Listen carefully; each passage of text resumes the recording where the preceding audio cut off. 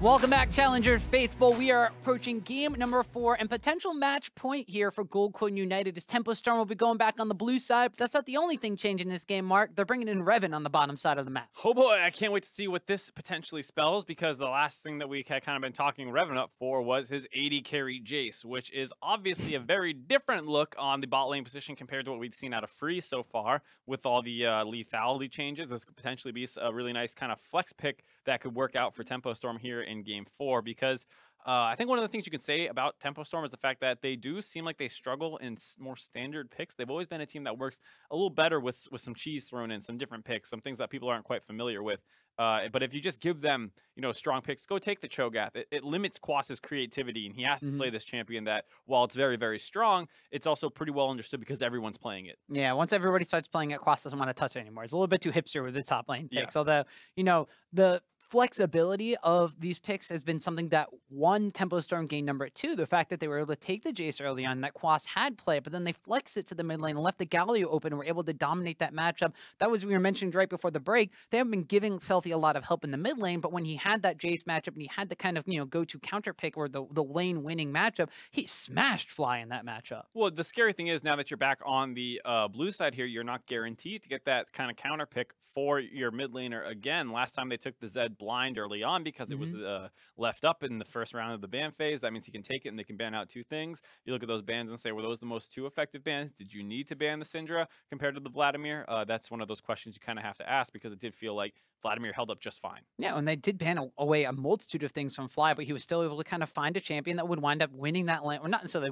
winning that lane matchup, but surviving the lane matchup. And when he had the help from Santorin that Selfie didn't have from Wiggily, he was able to come out ahead in that specific matchup. And Santorin, we talked about the fact that in that last game, he was a big reason why GCU was able to kind of control their way through the early game, despite Tempo Storm having the gold advantage and the Drake advantage, but it was Fly that really ran away with the game towards the end. Yeah, it's one of the situations where, who really deserves the credit for turning all those kills around the mid lane? Because yes, Santorin shows up, he goes to the flash W, they play it well, they get a kill, but who's calling for that play? Who's really the one exactly in control of it? It's one of those things where you kind of have to give both a lot of credit for. That said, Santorin is having a great series on the Maokai pick 3 games in a row. I don't know if Tempo Storm has enough flexibility in their ban phase right now to take that one out as well as some of these other things that they probably want to focus. So he might get to the 4th game in a row, and it plays perfectly into his style. He wants to gank, he wants to be a facilitator for the team, he wants to get vision control. Sometimes he can get really scrappy. If you give him something like a Rek'Sai, he can of course perform on that, but he definitely is more of a team-centric player, and that's exactly what Maokai does. I want to dial it back a little bit and talk about the fact that Reven is coming in here for game number 4. As he does take a little bit of extra time to set up right now, which is why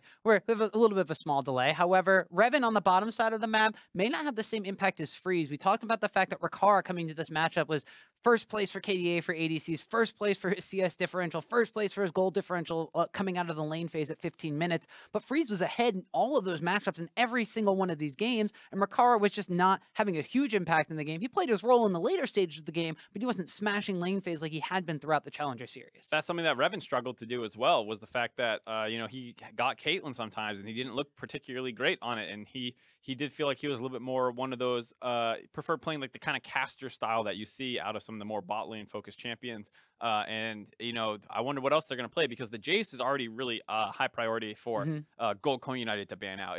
And just in case you need an extra reason to ban it, let alone because Selfie and Quas play, well, here's a 3rd guy who might take that champion. So already it's probably going to get banned out really early on in this draft phase. And then you say, well, what else will Reven play really well? I mean, he can play standard champions. We saw him play things other than just the Jace. It's not just his only thing, but when you're saying, well, what is he going to give us over Freeze? It's a little up in the air at this point. Well, the fact of the matter is now you have a potential triple flex pick too. You have the Cho'Gath, if that slips through pick and ban phase again, which it may or may not. It's kind of been hovering back and forth a little bit, but you can wind up going top, mid, or jungle, as we heard Licorice on the disc yesterday saying that's kind of like a triple threat at this point. The Jace could go top, mid, or bot lane. You could potentially wind up having something flexed out in the jungle position as well. So there's a lot of flexibility in this draft phase coming out from Tempo Storm, which does play into their strengths, but the execution in game hasn't necessarily been there besides game number 2. Yep, and like you said, a lot of that came down to with those flex picks, but more specifically getting counter picks with them. So the one thing that they got nice was the Jason, the Galio, that made its own lead, and then the Alawi pick, like we said, something that though they took it blind, it was clear that GCU's counter pick did not work out in any really significant way. And so Quas is able to get his pick into the late game, which is where Alawi can really shine. And that time, this is probably not going to work out again. I mean, they are on red side. They probably are going to pick up this Zac ban because they don't want to do that. You think about the Jace ban, and is the last ban the Alawi? You give up the Elise early. These are some of the things you need to start worrying now because we haven't seen an Elise yet this series. It's been a lot of Rek'Sai for the side of Tempo Storm. They went on to Gragas this time around, which I think sometimes it benefits their team comps because they can always use a little bit more beef for them, and Wiggly's a great Gragas, but it does not lack some of the early game scrapping potential that might be able to get them their own little leads. Right, the Elise priority kind of falling through the cracks, even though it's been banned out a lot by Goldcoin United. In some cases, Tempo Storm hasn't necessarily been chomping at the bit to grab that one too. So if you jump into game number 4 in the pick and ban phase, we'll see if the Elise is something that one of these teams wants to prioritize. We are going to continue seeing kind of the Maokai Gragas, Maokai Rek'Sai, Maokai for Santorin in this case throughout this pick and ban phase. Wouldn't be surprised to maybe see Tempo Storm throw a ban at it. It hasn't looked like overpowered, like, oh my god, how do you deal with this champion? But Goldcoin is very practiced on it, and they're executing well, being able to kind of send those Maokai ultimates up to cut off a lot of key choke points around objective control, which is one of the things that, like we said, Santorin loves to do. Already, though, we see that Caitlyn banned away. Like we were saying with Reven, he does not particularly shine on the Caitlyn pick. That one's taken off. We haven't seen him on Kalista too much, I don't believe. Think so. And I would be interested to see if that's something that's going to remain a really high priority pick for Tempo Storm. It was basically first pick status, taken first in game 2 and game 3. We'll have to see what happens this time around. Yeah, GCU not wanting to give up that Alawi pick at all. Nope, no Alawi whatsoever this game. And I want to see what the jungle match was going to be because Santorin, I mean, last split we were kind of harping on him for his zoning Rengar ultimates, but the Maokai is a champion that when you use a zoning ultimate, wins you a fight. It's supposed to, yeah, it's supposed to do. Yeah, so I mean, that's exactly the situation. You see the Maokai is going to be able to go through here. GCU very intelligently bans out the Jace. While there's all these supposed OP bans and this and that, you can't give them Cho'Gath on the current meta. It's important to play your opponent as well. And if Quas is going to go even with the Cho'Gath, that's fine. He's not in this crazy weird thing that you don't know how to deal with later in the game. So it's much more important to limit that Jace, limit that Alawi, and limit that Zac pick. And then we'll see what the first pick overall is going to be. Does Reven play the Kalista, or are they going to prioritize it? Looks like Tempo Storm will wind up picking that one up for themselves. So now we know that Freeze wasn't in there just for the Kalista pickup. He's in there for some other sort of reason from Tempo Storm, but Reven's going to be picking this one up for himself. Like you mentioned before, I believe it's going to be the first time we see him playing it throughout the Challenger Series, and we'll see how he stacks up against Rikara on the bot side. The thing, too, is even with the Caitlyn, the Corki band out, there's still a lot of options for Rikara. They're going to break up the Thresh Kalista combo again here, did it in game 2. And then you have things like the Tristana. You might see those kind of go up in priority a little bit just because we did see a lot of AD carry bans recently with some of these matchups.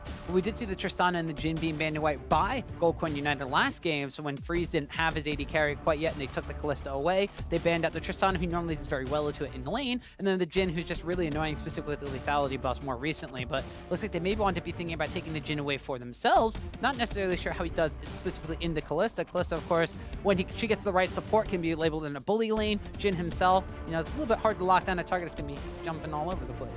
It was traditionally not considered a great matchup. Things flipped around as the item breakpoints came differently. When lethality was super cheap and easy to get, Jhin was actually considered decent into Kalista just because you power spike so hard off that serrated Dirk, and Kalista isn't quite there.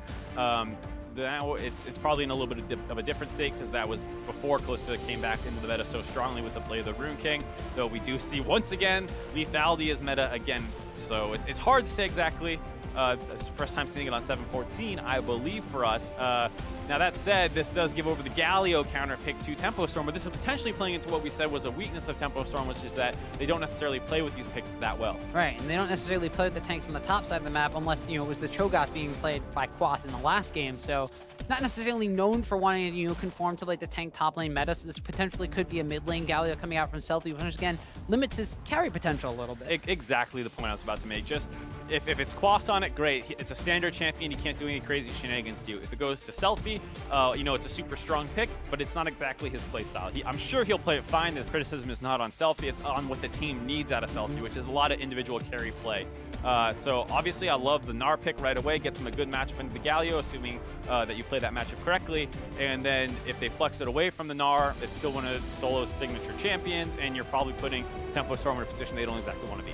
Exactly, and some of the open Quas champions to kind of go to are the Swain, which, you know, the Gnar will do okay into. You know, you don't have to win that lane outright against the Swain. You could dominate, you know, just through CS and then eventually make it into a team fight phase. But it looks like during the second ban phase, GCU will be focusing down a little bit more on the jungle pool. The Elise does get banned away. Now the Tempo Storm hasn't prioritized that jungle pick, whereas the opposite side, Tempo Storm, are going to be trying to limit some of these mid lane matchups here, potentially getting something for Selfie that's advantageous.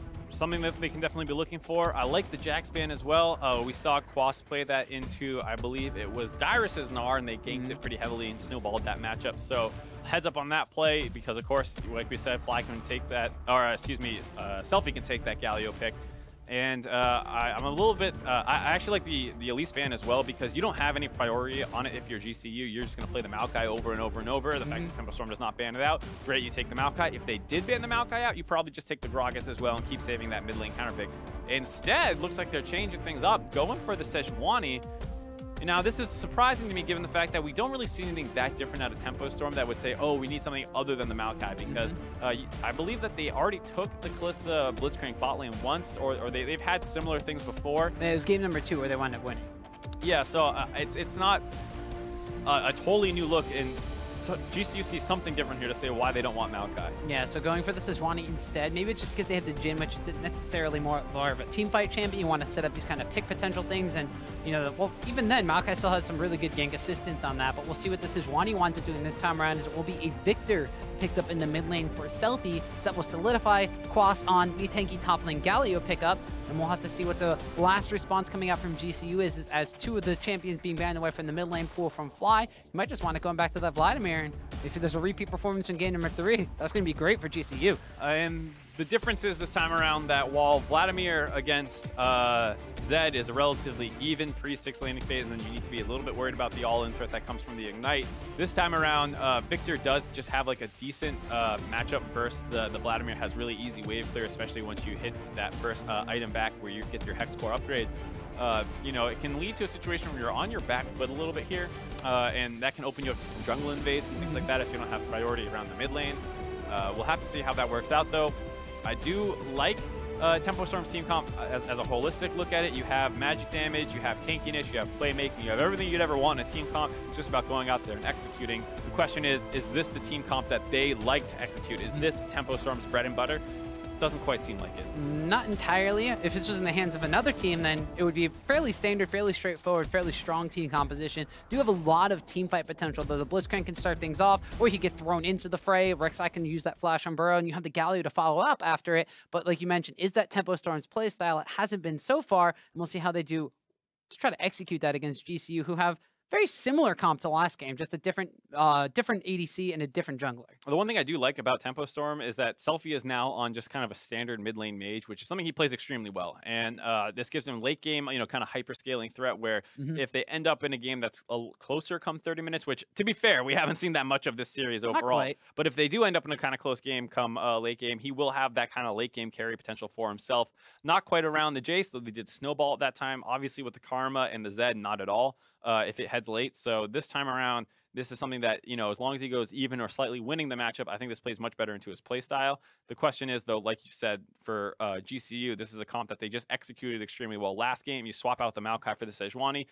Some very different mechanics in terms of the length of the engage and the explosiveness of it. The ultimate that comes in for Sejuani, much more aggressive in a sense than the Maokai one, which is more zoning focused. So they, like you said, maybe they are targeting more pick potential, but it's still very close to the same comp they just played last game. Man, I'm actually interested in the fact that they prioritize taking the Thresh away from Sheep rather than matching it with the Braum, which they had done previously. Though, you know, the Braum's kind of been hit or miss so far. They won games and lost games while utilizing the Braum pickup here. Or actually, no, the Thresh game is one they wound up losing, but they don't go for the Braum, who actually helps by proccing that Sejuani passive, and you kind of get the double stun ability from that. Very strong combination, but this time around, your team early took the Kalista. The Thresh is up. You don't want to give up the Kalista Thresh bot lane, which just basically smacks most bot lanes around, especially once you take Caitlyn out of the picture. So I can understand, you know, going for that Thresh. It also does work decently well with the Jhin, a champion that does not have much mobility for himself, and so with that lane turn, you're able to pull him out of some situations that would normally be lethal for Jhin.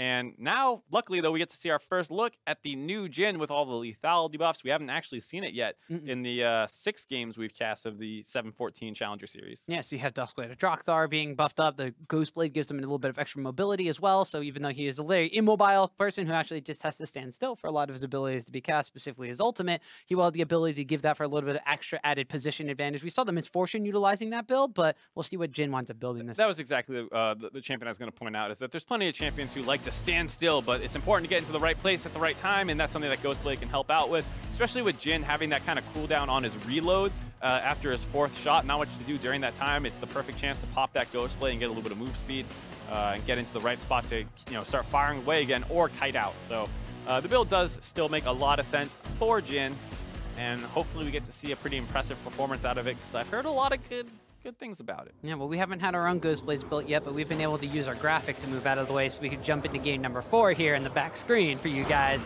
Gold Coin United are up 2-1 in this best of 5 series. Tempo Storm, they got to win this one and the next one if they want to make it into that Challenger Series final. Otherwise, it'll be an all-United affair for the 2nd Challenger split in a row. And it's, kind of looking like that early on. Tempo Storm snowballed really hard off Game 2's flex picks this time around at a very, very standard team composition, and GCU has done a great job. Sheep does move in, going for that early Blitzcrank hook that people love to do level 1. Doesn't quite find it. Solo scouts it out, backs off. Yeah, Solo was in that tri-brush, didn't see them sneak into the river brush, was able to see Blitzcrank flip up on the radar, and he just immediately moved away. So no threat of the hook coming out from level 1. GCU are going to respond by putting down some deep vision from their bot side on the map. Rikara and MadLife both moving in there, trying to scout out where Wiggily is going to be starting on this Rek'Sai. Most likely starting off on the bot side. Now, one of the things that we've seen multiple times out of Rek'Sai is they take that XP Quint early on. They go for those crazy level 3 ganks, depending on how hard the leash is. And if they go for the Krugs or the Scuttle Crab, you get different timings off of it. It's super annoying to deal with blue side Rek'Sai. I assume Tempo Storm will be looking for something like that. And with the Kalista Blitzcrank, able to set that up potentially with a flash hook. GCU's bot lane is going to have to be very, very careful, as we do see that super leash coming in for Wiggily. He can potentially get down to bot lane at around 230 with this at level 3, while the enemy bot lane is level 1. And not only did get super leash from his bottom lane in addition to Selfie, but also Quas came down, wound up helping out with that one. So Wiggily going to be taking away that red buff, still has a smite available, so he can wind up getting this big raptor. So this Rek'Sai, we'll see if the creative jungle pathing is going to be enough for Tempo Storm to rocket to a gold lead in the early stages of this game and carry it through, because game number 2, when they had these lane advantages, were able to stay even in gold with GCU. They eventually were able to come out ahead through their Drake control, through the advantages they gained up basically just through CS and moving around the map with their bottom lane. We'll see if Wiggly's able to influence this matchup a little bit earlier on, as he might be going for a bit of an early invade. Puts a ward down. Scuttle Crab has response. This might be that early level 3 you were talking about. Yeah, he was waiting for that. The super leash actually gets you out too fast to get there right away, so he goes in for that little ward. It's not like it's perfectly timed. It was a little surprising to see him go for that over going to the Krugs to hit the level 3 right away. Now, we talk about the importance of, hold on, level 3 gank coming mid. Yeah, they want to get on the fly. Immediately blows the flash, but the flash on Burrow is there. Fly's going to wind up going down to a Viktor laser for first blood. Ooh, really nice path out of Wiggily early on. Doesn't go bot lane, goes up to the mid lane. Fly had taken the E early, and as soon as Selfie saw that, he probably communicated that to Wiggily, saying, hey, if you want to come mid, this is going to be a pretty free gank. They go on to him, and they burst him down from 100 to 0. And during this time, Quas goes up for an invade as well, bullying Santorin out of his topside jungle. Still level 2 to the level 3 of Wiggily. A very tough start here early on for GCU. Yeah, so Tempo Storm's Rek'Sai pathing has paid off with dividends for first blood, but also giving Quas a bit of room to kind of bully around Santorin on the Sejuani. And now Wiggily going for a bit of a Krug steal, just trying to take away as much experience as possible from Santorin. Does get the passive proc though, and actually going to flash over the wall as well. Still has a red buff, so the slow is there. He's going to get another passive proc there, and Solo comes around, picks up a kill. A little too aggressive, and now it's a red buff Gnar. That's a situation where we talk about the good communication of Tempo Storm, which is going to be on full display with this gank attempt. Like we said, they know that he has no pool available. They flash into him, knock him up, get that kill. Not quite respecting the potential cheese. And then the really nice answer out of GCU, the fact that Wiggily is deep in their jungle with no flash, fighting over Krugs. The Krugs, yeah, the nice collapse that comes in from the rest of the team. Once he tunnels over the wall, the flash followed by Santorin, and the collapse by Solo gets him red buff and a kill, which is going to be extremely annoying for the Galio, as if that matchup wasn't difficult enough. Going to have to eat some extra burn out of that Gnar. So Wiggily getting advantages for his team and then giving away advantage. So Wiggily giveth, Wiggily taketh away. So we'll see if the Rek'Sai is going to be put any much further behind from that one, as he does still have his entire top side of the jungle to take. Did set Fly further behind than he probably ended up behind. Still very unfortunate, and of course the collateral damage will be how far does this hurt Quas. But the big thing is that mid lane matchup is going to be very tough. We talked about the fact that, generally speaking, the Vladimir doesn't really have priority in that matchup anyways, and might continue to fall behind. Level 3 to level 5 of Selfie. This is a situation where mid lane is completely snowballing out of control just off that early gank. Yeah, and we saw Fly being able to run away with advantages in the mid lane matchup last game. We'll see if Selfie, now on a carry-centric champion of Viktor, will be able to do so himself, but Santorin's going to be getting a little bit cheeky in his own jungle here as Wiggily tries to go for this continued pressure and invade. He does have the support of Selfie from that mid lane matchup, but Santorin will be able to smite away his own Raptor. Good secure in his own jungle. GCU has done an all right job helping Santorin despite the lack of mid lane pressure to make sure that he gets his own camps. And obviously, Santorin himself doing a good job battling over them, not getting pushed out by Wiggily, despite the relatively stronger early game champion of the Rek'Sai. But this is not looking great so far. 20 CS down in the mid lane already. Yeah, and we wanted to mention the fact that Reven being subbed in this game number 4. Is he going to have the same kind of influence over the bottom side of the map as Freeze did in the lane matchup so far? A couple of CS advantage in their favor, but really the story has been this mid lane match where Selfie is now 20 CS above Fly, and we saw him just with the threat of the laser zoning Fly away from any CS underneath his own tower. Hit 6 early on, and I mean, this is one of those things where it's difficult to criticize Fly for that early death, just because I've talked about this a couple times. I think the fact that Rek'Sai can do these kind of early aggressive paths, and even blue side in general, is absolutely ridiculous. It's something that needs to get taken care of and has been in the game for far too long, given how strong it is, as we see Solo kind of pulling out Quas on the top side a little bit. But I will continue my rant. I think it's absolutely ridiculous that this has not been addressed yet, the crazy leash that can happen down the bot lane. And you see the difficulties of playing around it, because in order to avoid that kind of pressure early on, you need to see so many things. The fact that GCU's bot lane had kind of pushed up level 1 actually hurt them, because they can now get that wraparound gank on them. So you kind of need to seed level 1 in your bot lane. And now your mid laner needs to take his defensive ability early on as opposed to another attack ability. Or given the fact that if you didn't even have a defensive mobile mid lane mage, you just die to that almost 100% of the time. And, you know, he did walk forward at that point to avoid, you know, or to get his empowered Q off to heal up, and that kind of put him in a bad position. But just this path itself opens up so much pressure on the map. It's insane to try and play around, given the amount of things you need to concede. But that said, maybe they can answer in the mid lane. Yeah, Santorin's able to take a path of his own. His Fly's actually going to flash after Selfie, who flashes over the wall. Santorin, not yet level 6, does not have his ultimate ability available to lock down on Selfie, so a trade of summoner spells in the mid lane. Actually, the Ghost is used by Fly as well. A little bit of an overextension there by the side of Fly. He was a little bit hungry to try and get a kill back for himself, but it's the kind of situation that as soon as you get the flash out of Selfie, you back off, let Santorin hit his 6 and make a repeat gank. Now, without his summoners available, he might be prone to getting ganked. You got no flash and no Hemoplague available, so you have a Sanguine Pool, but it's only going to delay you going down as Selfie picks up the 2nd kill. Just a moment too late on the Sanguine Pool, still gets knocked up, doesn't quite get anywhere. He ends up going down to that gank again, and there you see instantly punished for the over-aggression just a moment before. Yeah, so now Tempo Storm, they solidified themselves some early game advantages, and more importantly, it's on the guy who they want to have those early game advantages on in Selfie. So he goes back, upgrades his Hex Core, has picked up a pair of Ionian Boots of Lucidity for the extra cooldown reduction as well. So now Fly, he was on the winning end of a matchup with this Vladimir last time around, but now he's the one getting bullied around, and we'll see what Selfie can do for Tempo Storm to transition this lead. We talked about how we like the fact that he is now on this Viktor pick. Here you see the punish coming in, just all too easy, no flash available. A moment too late on the pool to avoid getting that knock-up given to him. Gets taken down, and Selfie, we talked about being in prime position to carry with a little bit of a standard control mage that scales well into the late game. He also obviously communicated well with Wiggily to set these ganks up and build himself a very nice lead, this time much more focused around the mid lane, which is what we were hoping for. Yeah, so adaptations already by Tempo Storm. The unique jungle pathing of the Rek'Sai to get the first blood off on the Vladimir. Unique. That's the word I'm going to use for this one. It's very unconventional. It may be a little bit strong, but it's definitely unexpected. So unique is a good way to describe it. Nobody else can really do that. Okay, you could say that. I'm going to say unique. But the mid lane priority now being focused on the Selfie, they kind of just let Quas out to dry on the top side of the map, which is very interesting considering that, you know, Wiggily gave over a red buff to Solo to begin with, but Solo hasn't necessarily gotten a huge advantage off of it. You know, Quas has been keeping even in the CS up there. Bottom side of the map is going relatively even as well. Reven being swapped in here for freeze. Nothing has really gone in favor of GCU, so Rikara, who has been known to be more of a lane-dominant AD carry, at least #1 lane-dominant carry in the Challenger Series coming into the postseason, has not gotten the same advantages against this Blitzcrank Kalista lane, so pretty much the Selfie and Wiggily show so far. It's pretty difficult to really abuse this bot lane by Tempo Storm. The Kalista obviously great in auto trades.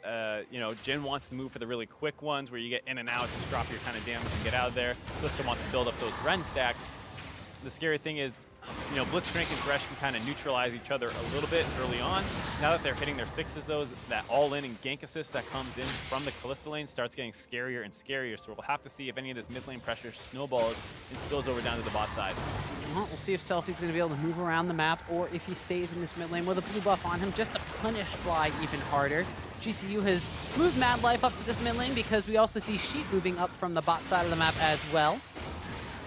And we'll see if there's any sort of pressure forced down this half HP mid lane tower. The Drake that spawned first was once again a Mountain Drake. I believe it's 3 games out of the 4 that have been a Mountain Drake spawning first, so we'll see if they try to prioritize that one a little bit earlier than in the previous matches, or if it's just going to be more about getting the first tower before the Drake control really opens up for Tempo Storm. Good Scuttle Crab control. Looks like Wigglily's actually going to back off it. Overall, I'd say, you know, to be fair to Fly, he's done a good job of stabilizing since that kind of disastrous early game. Still gave up the 2 kills, but hold on. Quas actually has to flash away just to get the Justice Punch off his good trade there by Solo, who just waiting in a brush.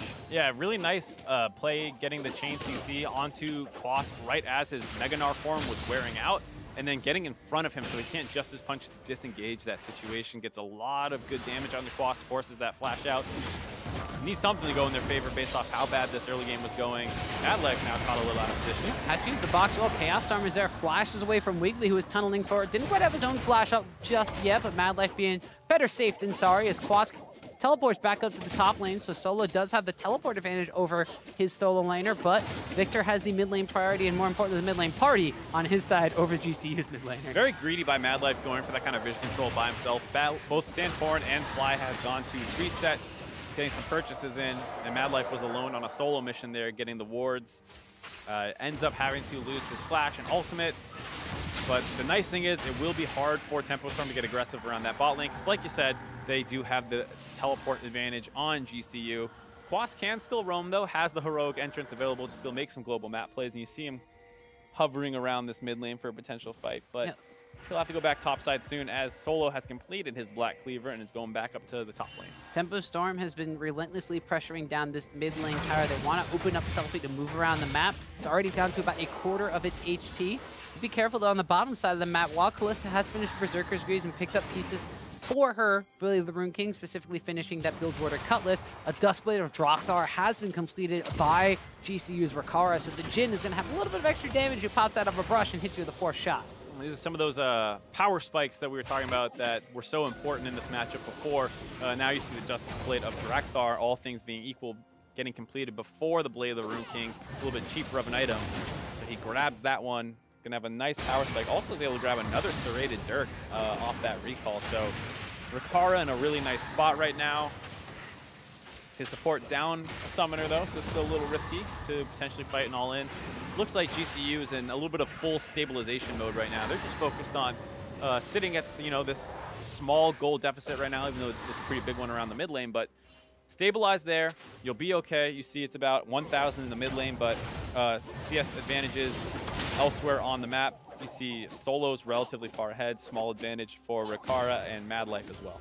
Yeah, so the mid lane will be the lane that Tempo Storm wants to try to prioritize since they have the gold lead and the advantages there. But top side is one that GCU wants to go for. And Wiggily waiting around the corner here, waiting to go over the wall, but he is scattered up by Santorin, so both junglers will just back away for the time being. But if Solo is able to keep these advantages he has over Quas. Now that he blew that flash because of that brush bait, he was able to just get the CS advantage off the fact that he got one summoner spell out of his opposing top laner. So there's those advantages there. Bot lane is still going relatively even. And the fact of the matter is, while Vladimir was targeted down in the early game, now he's level 9. His transfusion is going to be healing him up extremely well. He's also completed the Spirit Visage against a double AP composition. Very nice to have that completed. That said, generally speaking, Vladimirs these days do prefer going the Hex Tech first in a lot of matchups. I'm sure this was a situation where if he was able to go even or ahead, might consider that item, but given that he's behind, and like we said, focus more on stabilization, going for the Spirit Visage, which is still, by a great item for a Vladimir to go. Well, Wiggily has his Flash and the Umburrow available. We'll see a Fly with both of his summoner spells before he falls victim to that one. But Selfie with his Booba freshly donated over will just be content to just wave clear and spam spells away. Santorin, though, coming out the backside, gets the flash out of Wiggily. The Hemo Plague went down as well. Selfie dropped extremely low. Santorin going to follow up with a quick ultimate from the Sejuani. But they are going to back away because Sheep has shown up from the bot lane to play. It looks like all of Tempo Storm are trying to focus on this very low HP mid tower. Yeah, there's the mid lane ARAM once again, but this time finally able to break that mid lane turret. A little surprised to see Santorin hold on to the ultimate that long. They could have potentially thrown it at Selfie, but he does have the cleanse available, so he can easily get out of it without losing much. Ends up throwing it at Wiggily, but not enough to deter this push from coming in. They grab the mid lane turret, and they're going to be able to grab the Mountain Dragon now. The stalemate being broken a little bit here by Tempo Storm. Tempo Storm, after getting that first tower gold, will get the first dragon on the map as well, so they've been able to solidify themselves some advantages here in the early game. Jumps out to about a 1,000 gold advantage in their favor. Gold Coin United, while Drake's have not been what they've been stacking up in the early game, the Gold League have been the ones that have been able to, carry them over and tide them through here. With the Vladimir behind in the mid lane and the lesser successful execution of the Sejuani coming out from Santorin in this game, they find themselves at a gold deficit now at the 15-minute mark. To be fair to Santorin, it does feel a little bit more like Wiggily has really stepped up this game, had some really great ganks in the mid lane. Selfie as well having a great game. The question is, how do they snowball this over to the side lanes? Because for the most part, those have been going even. Now, completely in GCU's favor with all those roams repeatedly coming mid, it feels like they've been able to grab a little bit more CS in those lanes. And Viktor is not the best champion for getting out of laning phase and getting on the map. He can still roam fine, and Selfie has been a good roamer so far in the Challenger Series. He's just going to have to execute it here in the semifinal Game 4 to bring his team to a Game 5, because otherwise it won't be too hard for GCU to kind of keep winning these side lanes if it just ends up with Viktor hovering around the mid lane. Right, and so Gold Coin United they'll also have to eventually transition these even lanes or slightly ahead lanes into advantages for themselves, as Tempo Storm will be the first ones to move their dual lane to a different lane here. Top side of the map is going to be where they focus, with already the rotation coming in from GCU. Solo's moving down to the bottom side. He has his teleport available, as does Quas. Both of them are going to be channeled. Rikara gets his first taste of some Viktor laser. They're taking a lot of damage. Quas teleports in, immediately has to flash away though, but a hook winds up landing down onto Fly, and he's dead before he can even flash or pool. Gold Coin United have to go into full retreat now as the Chaos Storm zones them away. Great hook out of Sheep and a great rotation out of Tempo Storm. They get that rotation up to the top side, like you said, with their bot lane getting up there right away, but then they make sure not to just make sure it's just them. As hold on, Quas getting caught out a little bit. Yeah, Quas gets hooked. He's going to get locked up. The taunt winds up landing, so Santorin has to go back in. He gets hooked in, but the Gnar against the wall is Solo picking up a kill here. It's a 4v5 technically, but GCU not looking too bad in this one. Solo going to take the lantern and flash, but he goes down to Selfie. Now it's going to be a follow-up here as Rikara picks up a kill onto Wiggily. Looks like a flash forward from Reven trying to get the Rend onto MadLife, and he will. So another kill picked up for Tempo Storm. Really nice job out of both teams in there. GCU finds an opportunity to re-engage as Quas had got caught out. They go a little bit aggressive in that 4v5. Selfie not getting focused down at all. And is able to keep throwing some damage in. So here you see Tempo Storm has the positional advantage. GCU is trying to get underneath their turret. Fly thinks he's behind Santorin, ends up getting poked. Chain CC blown up before he can do anything. And after that, they're kind of in full retreat mode. They back away from this turret. Tempo Storm's able to grab that one, but Quas gets a little bit of a greedy recall in here. Or is just trying to clear a ward, actually, as he gets hooked out. And then you see some more chain CC trades as the root comes in, followed by some Sejuani stuns. Santorin gets hooked, but is almost able to get out before the Viktor, I believe, is the one who's able to find a cleanup kill. And they almost get Sheep as well, forced to flash out. Rek'Sai goes in. They get Solo down, then the last kill onto MadLife. Ends up a 2 for 2 there after the initial kill onto Fly, meaning it's a 3 for 2 overall. And good job of Selfie being able to kind of snowball that advantage. This is what we were really looking for him to do. Yeah, Tempo Storm have been able to pick up now 4 kills on this mid lane Viktor, so he's 4 out of 5 of their kills. Not too shabby. He's also been able to pick up that top lane tower off the back of that fight, so now Tempo Storm increases to a 2,500 gold lead. Baron will be on the map in just a little bit, so I'll be a little bit sad that our friend the Rift Herald will not be making an appearance for either team in this game, unfortunately. I believe we've taken all 3 other games. I believe so. The one thing I'll say, though, is that this is kind of reminiscent of Game 2 for Tempo Storm, where early on it felt kind of close, but then they grabbed the first couple turrets, and GCU never really found an opportunity to grab turrets for themselves again.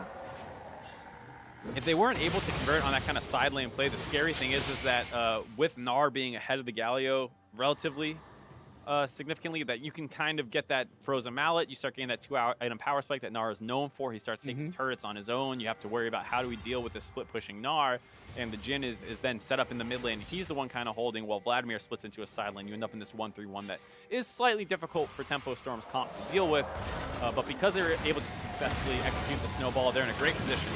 Ooh, all of Tempo Storm are standing on the lantern, so Santorin can't quite click it and can't get himself out of there. Instead, he's the one that's going down as Selfie gets a 5th kill of the game. Good coordination by Tempo Storm to pig pile onto the lantern and make sure that no Still not a thing! I've heard dog pile, I haven't heard pig pile. I guess in this case it's okay because they pig pile on Sejuani, who has a boar, and that's a pig.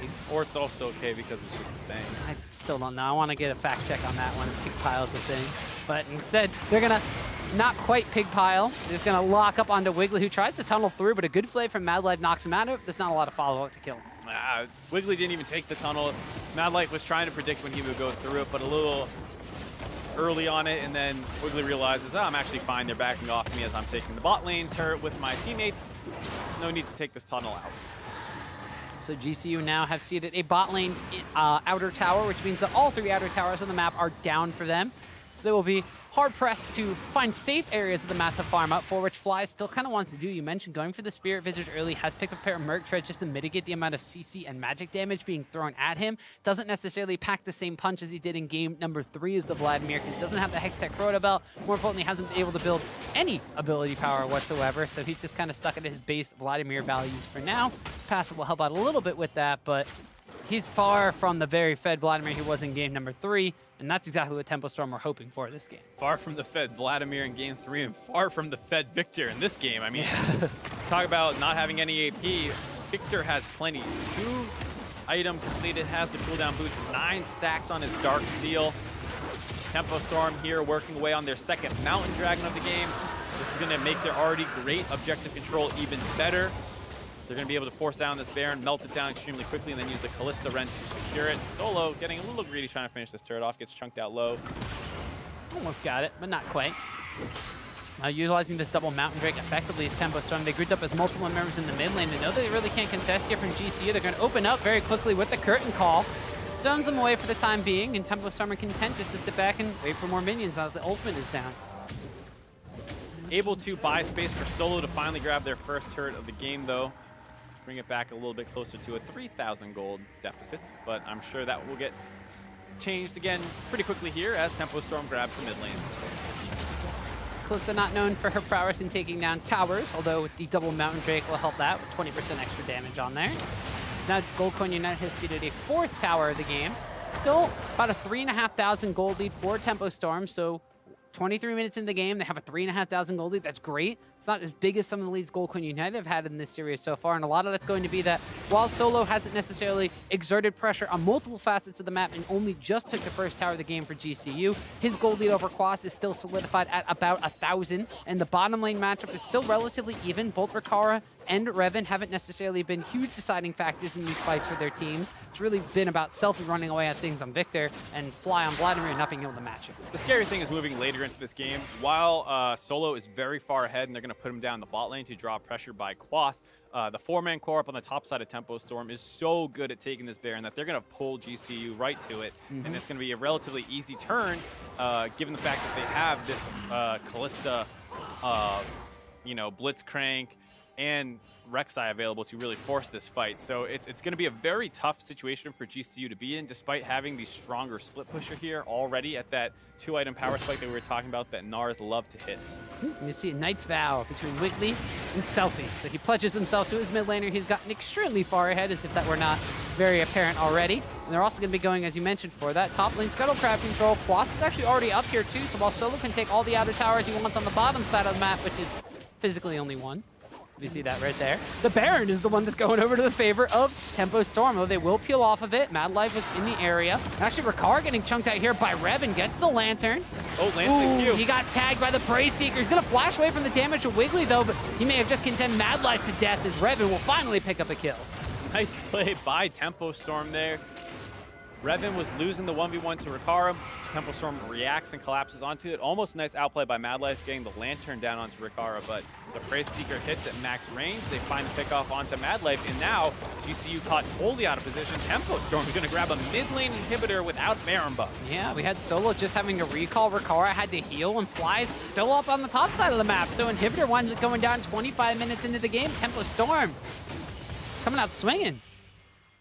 Well, we talked about how there was no Rift Herald this game. Maybe there's no Baron buff either. Tempo Storm's just going to Then how do we know who wins? This is Challenger Series. Whoever takes the Baron wins the game. I believe you can tell by whose Nexus explodes. They usually lose. So. This is why you're on the desk, Mark. This is why I love having you. You're keeping me honest. And the big thing now is the fact that, you know, actually, not even kidding, Tempo Storm might not need to actually grab a Baron. They could just send 4 people with force round inhibitor. I mean, that's a lot riskier of a way to play it than going for the Baron buff, which I think you'll see them set up for again once they get their reset off. But really tough spot to be in for GCU here. Mid lane matchup just went so bad for them early on.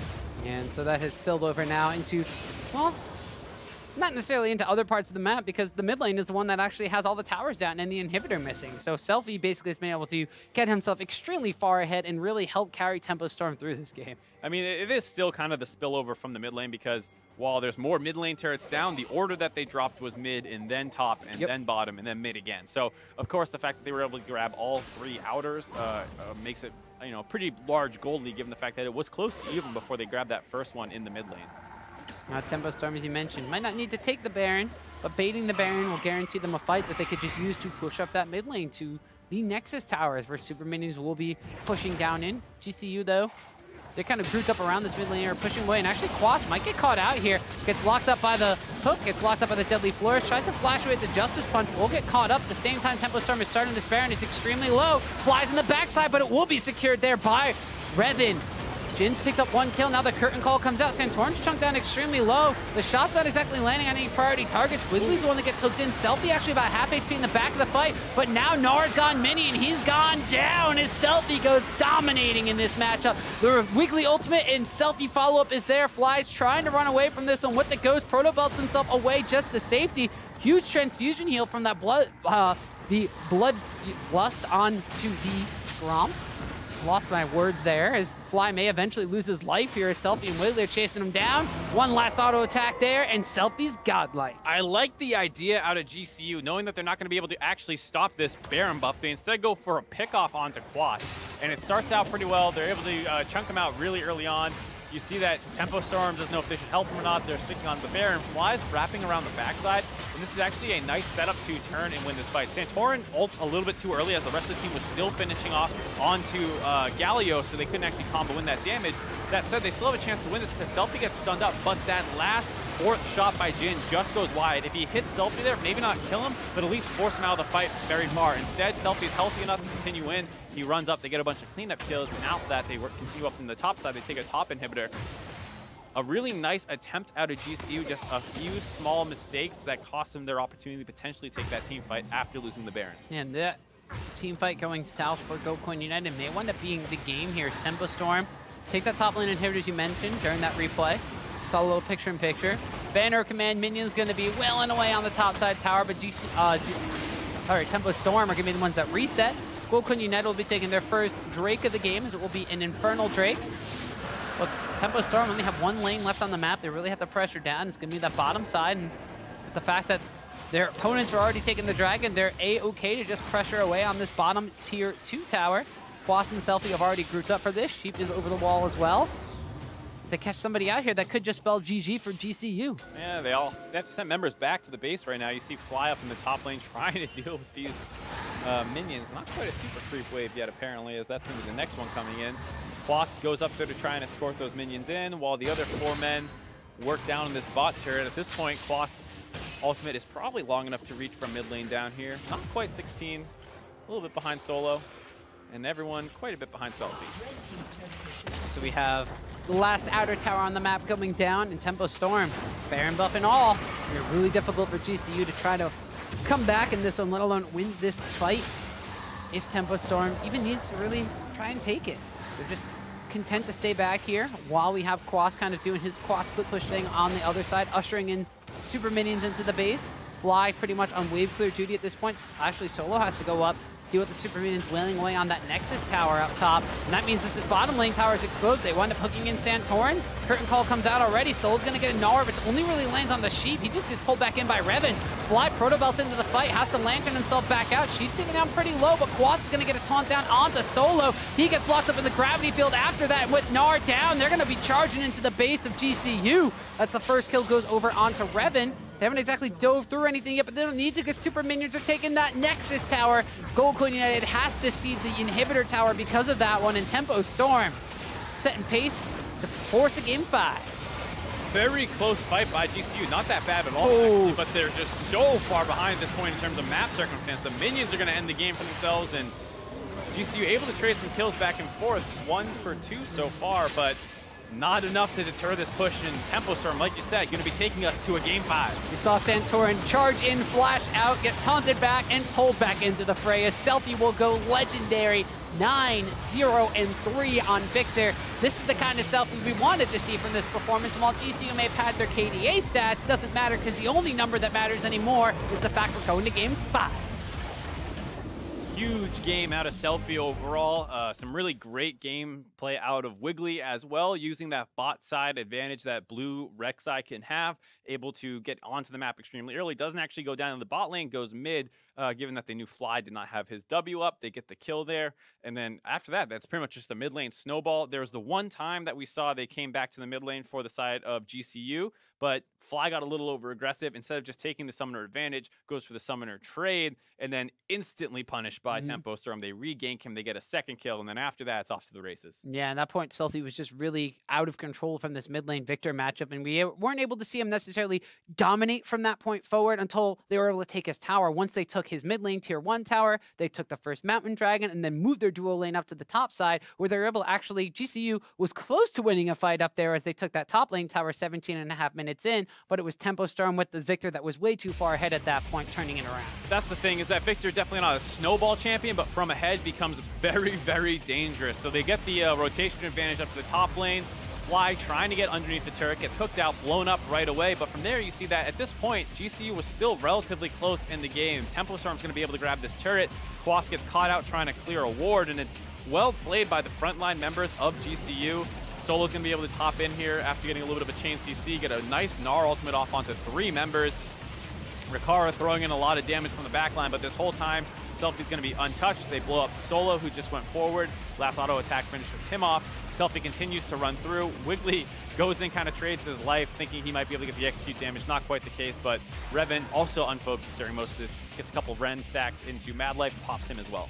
And as we were talking about the fact that it was pretty much the Selfie show, and we kept saying Selfie, Selfie, Selfie. Yeah, that's why. You can see his damage right there being a big focal point as to why. But we talked about the fact that they were able to get a kill for Gnar on the top side because Wiggily kind of traded over his life for a couple of Krugs on the top side early on. It gave Gnar an advantage. So Solo had an advantage over Quas. He wasn't able to really push to the furthest extent until after he blew the flash, like around level 9, which is after that red buff expired. Bottom lane's pretty much traded even. There was no real kill threat from the fact that the Kalista and the Blitzcrank lane also just had the ability to turn any of those trades around with a Blitzcrank hook. So because the two side lanes are pretty much even, the mid lane where Selfie was basically dominating Fly was the just deciding factor because everything else was pretty much 50-50. The only factor was Selfie was 100% and Fly was basically 0%. Yeah, and I mean, like we said, the bot and side lane started getting CS advantages, you know, around the 11, 12-minute mark. At one point, I think it was Solo had around an 800 gold lead to Selfie's 1,000 gold lead, so it was kind of close, but the pressure was not equal at all. They were able to keep grouping on mid.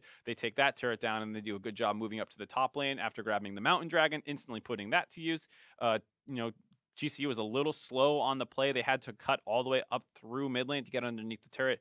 Good job cutting that off. And then GCU still took a couple stabs at this game. They had that one Baron fight where they were almost able to take it. A couple things just went wrong. Santorin ulted probably a little bit too soon. The fourth shot just went a little bit wide, didn't actually ping out onto Selfie. It was a good attempt, but they were so far behind that was a little bit of a miracle fight anyways. Yeah, and you mentioned the fact that even though Solo's gold lead over Quas was very similar to what Selfie had over Fly in the mid lane. The fact that Tempostorm played around the fact that Selfie not only was the focal point of the map being in the mid lane, but was the point of strength on their team, whereas GCU had a harder time playing around Solo being their focal point because he was kind of, you know, the split push threat Gnar who would eventually group up with the teleport in team fights. They couldn't necessarily apply pressure on that top side of the map. Their bottom lane was kind of stuck down there, keeping the Kalista and Blitzcrank at bay. They couldn't really rotate them up top and maybe get like this tower trade situation going on. Tempostorm played around their advantages better. Right, it's the kind of thing where it's much easier to group up and push around mid lane because you don't actually need to reset and run all the way across the map. You can just cut up through the river, excuse me, and especially if you're already going for vision control, given that your jungler is ahead too. Rek'Sai a better matchup into Sejuani. We saw a couple times MadLife got caught out going for vision control, and then they just group up mid, and then you have to respond. You can't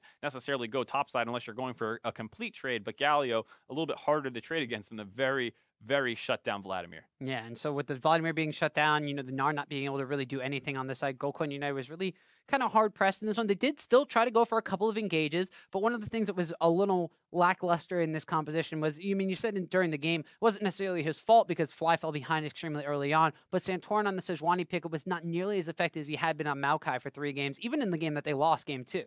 Yeah, but like I said, I don't put this on Santorin at all. I mean, the fact that Wiggily found a good gank, Santorin did answer mid lane in what should have just been a summoner advantage for them, and then they can potentially regank when he hits 6. Fly gets a little bit greedy, goes too far forward, and then the wave's pushing away from him. Now he has no summoners, pulls a microsecond too late, gets knocked up into the air, he gets killed, and then, like I said, after that, Selfie is 100% online as that Viktor gets his Lucidity boots and his Hex Core upgrade, I believe, right off that purchase. And if you're getting that at level 7, that's super good for you. Yeah, so huge power spike from Selfie and a huge performance from a player that we were kind of wondering where he was in Tempostorm's other games, but we got to take a break. Don't go anywhere, though, because this series is headed for game number 5. In just a few minutes, we'll see if Gokun United or Tempostorm claim victory.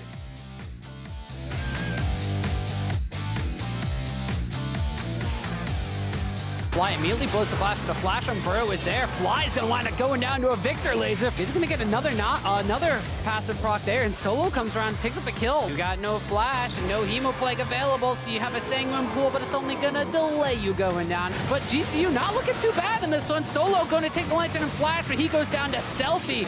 Now it's going to be a follow-up here as Rikara picks up a kill onto Wiggily. All the Tempostorm are standing on the Lantern, so Santorin can't quite click it and can't get himself out of there. Instead, he's going to wind up going down. But now Gnar's gone mini, and he's gone down as Selfie goes dominating in this matchup. We saw Santorin charge in, flash out, get taunted back, and pulled back into the fray as Selfie will go legendary